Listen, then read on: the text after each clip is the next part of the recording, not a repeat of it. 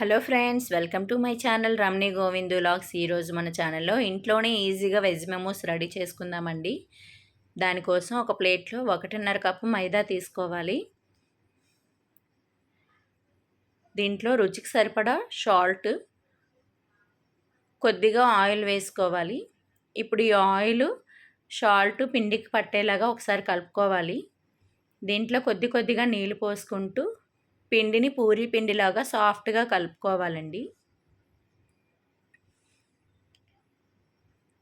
పిండి మొత్తాన్ని ఒకసారి ఇలా కలుపుకొని చూసారా ఎంత సాఫ్ట్గా ఉందో. ఇలా కలిపి మూత పెట్టుకొని పక్కన పెట్టుకోవాలండి. ఈలోపు దీంట్లో స్టఫ్ కోసమని వెజిటేబుల్స్ కట్ చేసుకోవాలి. క్యాబేజ్, క్యారెట్, క్యాప్సికము, ఉల్లిపాయ, పచ్చిమిర్చి, అల్లం, వెల్లుల్లి అండి. కళాయి పెట్టుకుని ఆయిల్ వేసుకొని ముందుగా వెల్లుల్లి ముక్కలు వేసుకోవాలి. తర్వాత అల్లం తురుము వేసుకోవాలి. తర్వాత పచ్చిమిర్చి తురుము కూడా వేసుకోవాలి. ఇవి ఒకసారి కలుపుకున్నాక ఉల్లిపాయ ముక్కలు వేసుకోవాలండి. ఈ ఉల్లిపాయ ముక్కలు అయితే కాస్త వేగనివ్వాలి. ఇవి కాస్త వేగే చూసారా, ఇలా వేగితే సరిపోతుంది. ఇప్పుడు దీంట్లో కప్పు క్యాబేజ్ తురుము వేసుకోవాలి. దీన్ని ఒకసారి కలుపుకుందాము. ఒక 2 నిమిషాలు వేగిన తర్వాత క్యాబేజ్, క్యాప్సికము, క్యారెట్ తురుము కూడా యాడ్ చేసుకోవాలండి. వీటిని కూడా వేసుకొని ఒకసారి కలుపుకోవాలి. చూసారా చాలా కలర్ఫుల్గా ఉంది కదా. ఒకసారి కలుపుకొని మూత పెట్టుకొని ఒక 2 నిమిషాలు ఆగి మళ్ళీ ఒకసారి కలుపుకోవాలండి. ఇలా మూత పెట్టుకుంటూ ఒక 2-3 నిమిషాలు వేయించుకోవడం వల్ల కూరగాయలు అనేవి బాగా వేగుతాయి, ఈజీగా డైజెషన్ అవుతుంది. మన వెజిటేబుల్స్ అయితే వేగిపోయాయండి. ఒకసారి బాగా కలుపుకొని ఇప్పుడు రుచికి సరిపడా ఉప్పు, మిరియాల పొడి వేసుకోవాలి. దీన్ని ఒకసారి కలుపుకోవాలి. 1 నిమిషం కలుపుకున్న తర్వాత ఒక 1/2 టేబుల్ స్పూన్ సోయా సాస్ వేసుకోవాలండి. ఈ సాస్ తర్వాత వెనిగర్ వేసుకోవాలి 1 స్పూను. నా దగ్గర వెనిగర్ లేదు, వెనిగర్ ప్లేస్లో నిమ్మకాయ కూడా యాడ్ చేసుకోవచ్చు. ఈ సాసులన్నీ వేసుకొని ఒకసారి బాగా కలుపుకొని స్టవ్ ఆపేసుకోవడమే. మన స్టఫింగ్ అయితే రెడీ అయిపోయింది. దాన్ని చల్లారనిద్దాము.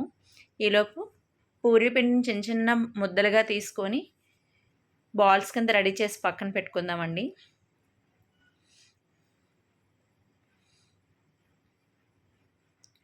ఇలా ముందుగా చిన్న చిన్న ఉండలుగా చేసుకొని పెట్టుకోవడం వల్ల మనకు పూరీ ఒత్తుకున్నప్పుడు ఈజీగా ఉంటుంది. కొద్దిగా పిండి వేసుకొని చిన్న చిన్న పూరీల కింద ఒత్తుకోవాలి.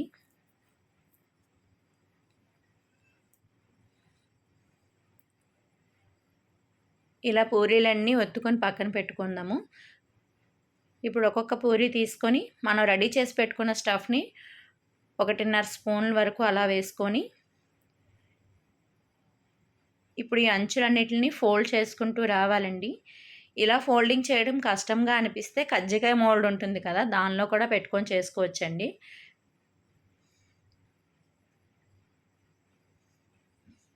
నేనైతే ఇలా ప్రిపేర్ చేసుకున్నాను. ఇలా మమూస్ షేప్ ఇచ్చుకొని ఇవన్నీ ఒక ప్లేట్లో రెడీ చేసి పెట్టుకుందాము.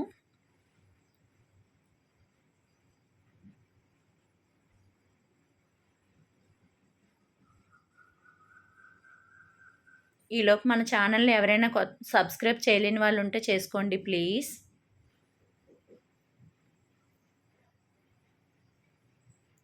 ఇలాగే వెజ్ మోమోస్ అన్నిటిని రెడీ చేసి పెట్టుకుందామండి.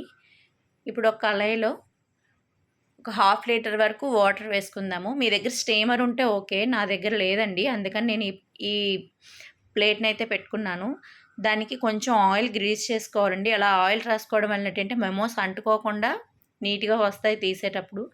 ఇలా మనం రెడీ చేసి పెట్టుకున్న మోమోస్ అన్నిటిని దీంట్లో పెట్టుకొని మూత పెట్టుకొని 5 నుంచి 10 నిమిషాలు స్టీమ్ చేసుకోవాలండి.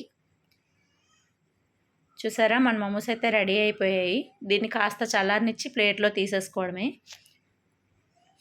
ఇలా ఇంట్లో ఈజీగా రెడీ చేసుకుంటే తినేటప్పుడు కూడా ఇబ్బంది ఉండదు. మన మోమోస్ అయితే రెడీ అండి. మీకు కూడా నచ్చితే ట్రై చేయండి. ఇప్పుడు వీటిని సర్వింగ్ బౌల్లో సర్వ్ చేసుకోవడమే. టమాటా సాస్తో నేను పెట్టుకున్నానండి. దీనికి సపరేట్ చట్నీ ఉంటుంది. నేనైతే టమాటా సాస్తో సర్వ్ చేసుకున్నాను. బాయ్.